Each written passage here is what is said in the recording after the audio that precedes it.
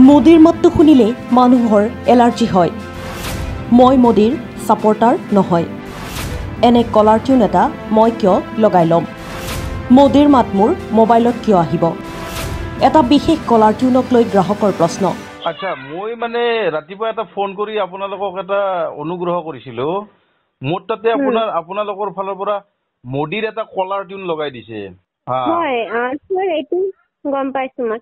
এইটো independence day লৈকে থাকিব। নাই নাই, ইণ্ডিপেণ্ডেন্স ডে লৈকে থকাৰ কথা নাই নহয়। মইতো মোদীৰ মানুহ নহয়, মইতো মোদীৰ ছাপোৰ্টাৰ নহয়। এটা কলাৰ টিউনক লৈ অতিষ্ঠ এগৰাকী ব্যক্তি। জিঅ' মোবাইলৰ এজন গ্ৰাহকে কাষ্টমাৰ কেয়াৰলৈ ফোন কৰি এই সন্দৰ্ভত প্ৰশ্ন উত্থাপন কৰিছে। সামাজিক মাধ্যমত ধুমুহাৰ গতিত ভাইৰেল এই ভিডিঅ'ত গ্ৰাহকজনে তীব্ৰ অসন্তুষ্টি ব্যক্ত কৰিছে। স্বাধীনতা দিৱস উপলক্ষে গ্ৰাহকসকলৰ কলাৰ টিউনত স্বয়ংক্ৰিয়ভাৱে সংযুক্ত কৰা প্ৰধানমন্ত্ৰী মোদীৰ বাৰ্তাৰ বিৰোধিতা কৰিছে এইজন গ্ৰাহকে। মোৰ পকেটৰ পইচাৰে ৰিচাৰ্জ কৰিছোঁ। মই টেক্স ভৰি আছোঁ। মই চৰকাৰৰ পৰা একো পোৱা নাই নহয়।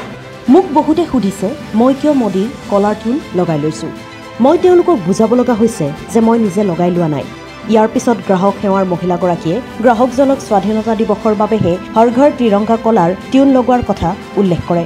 কিন্তু গ্ৰাহকজনে ওলোটাই কয় যে মোদীৰ নাম শুনিলেই তেওঁৰ খজুৱতি উঠি যায়। মোদীৰ পৰা মই এটকাও খোৱা নাই, বৰঞ্চ টেক্স ভৰিহে আছোঁ। মোৰ টকাৰে ৰিচাৰ্জ কৰি মোদীৰ মাত কিয় শুনিম? নহ'লে মোবাইলৰ চিমখন পৰ্ট কৰি ল'ম বুলি কয় গ্ৰাহকজনে। ৰিচাৰ্জৰ দাম বৃদ্ধিক লৈও প্ৰশ্ন কৰিছে গ্ৰাহকজনে। সাধাৰণ ৰাইজক হাৰাশাস্তি নকৰিবলৈ আহ্বান। মোদী বেইমানৰ কলাৰ টিউন এটা মই কিয় লগাই ল'ম? মই মোৰ পকেটৰ পইচাই দি মই ৰিচাৰ্জ কৰিছোঁ, মই টেক্স ভৰি আছোঁ। মই চৰকাৰৰ পৰা একো পোৱা নাই নহয়, মোদীৰ পৰা মই একো পোৱা নাই নহয়, আৰু একো লোৱাও নাই। মোদীৰ মাত মোৰ একাউণ্টত কিয় আহিব? মোদীৰ কলাৰ টিউন নাই নাই নাই, সেইটো নহ'ব। মোদী সেই এটা বদমাছ মানুহ। ইমান বদমাছ মানুহ এজনৰ মোৰ তাতে শব্দ নহ'ব নহয়। মোক বহুতে ফোন কৰি কৈছে আপুনি কি মোদীৰ কলাৰ টিউন লগাই লৈছে? মই বোলো মই লগাই লোৱা নাই, এইটো জিঅ'ৰ পৰা দিছে। এইটো নহ'ব নহয়, এইটো গুচাই দিয়ক, এইটো গুচাই দিয়ক। এই মোদীৰ মাতটো শুনিলে মানুহৰ এলাৰ্জি হয়। মোদী এটা গভৰ্ণমেণ্ট অফ ইণ্ডিয়াৰ গাইডলাইনছ হিচাপে হৰ ঘৰ তিৰংগা এই গানটো লগোৱা হৈছে, এই জিঅ' টিউনটো। নাই নাই, হৰ ঘৰ তিৰংগা লগোৱা নাই। প্ৰথমতে মানে ফোন কৰিলে মোদীয়ে কিবা দুই আষাৰ কয়, তাৰপিছত তিৰংগাৰ কথা কয়। মই এইটো নহয় নহয়, এইটো বেলেগ মোবাইল বিলাকত হোৱা নাই নহয়। মোৰ মোবাইলত কিয় হৈছে এইটো? মোৰ মিছেছৰ মোবাইলত হোৱা নাই।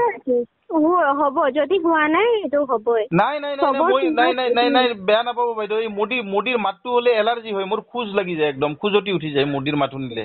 এইটো নহ'ব নহয়। মোদী ইমান বেইমান মানুহ এটাৰ কলাৰ টিউন এটা মোৰ তাতে কিয় লগাই ল'ম? গুচাই দিয়ক। মই মোদীৰ পৰা 10 টকাও খোৱা নাই, মোদীৰ পৰা মই একো লোৱা নাই, বৰঞ্চ মই টেক্স ভৰিহে আছোঁ। মোৰ টকাৰে মই ৰিচাৰ্জ কৰি মই মোদীৰ কিয় আৱাজ ল'ম? নল'ব নহয়। মোদীৰ মাত নোহোৱাকৈ আপোনালোকে দিয়ক, হৰ ঘৰ তিৰংগাৰ এই গান দিয়ক, মোৰ আপত্তি নাই। কিন্তু মোদীৰ শব্দটো আহিব নোৱাৰে, এইটো বন্ধ কৰি দিয়ক। উল্লেখ্য যে দেশৰ স্বাধীনতা দিৱস উপলক্ষে প্ৰতিটো প্ৰতিষ্ঠানে বিশেষ বিশেষ কাৰ্যসূচী হাতত লৈছে।